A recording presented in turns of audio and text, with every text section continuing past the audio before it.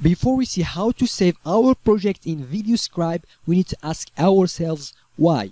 We do that either to edit our projects later, maybe you are tired, it's late at night, or maybe we need to do more work on the script, then return later to edit the project, or another reason is to share the project with another team member. He needs to add more images, or he needs to add his voiceover on the project. So it's really important to know why we save our project rather than knowing how to do that.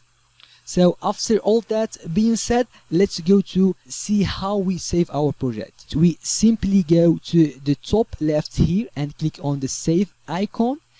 We need to name our project, name it as you want. I've named mine voiceover and soundtrack, as it is used to explain to you those concepts. Also, if you want to save your project in a separate folder inside the Videoscribe software, you can create a new folder and name it here whatever you want, then click the check mark here. I'm not going to create a new folder, but you can do that yourself.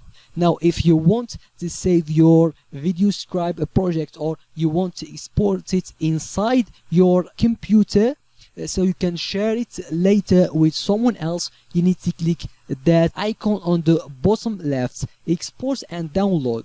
After you click here, a new window will open. You need to rename your project or keep the name as you want, then save the project in any folder you want to save it. After you finish, just click the check mark here and your project will be saved. So if you saved your project inside the software, you need to go to the project screen from here, and you will see that project is appearing in the project screen. So that's all for saving our project. See you in the next video.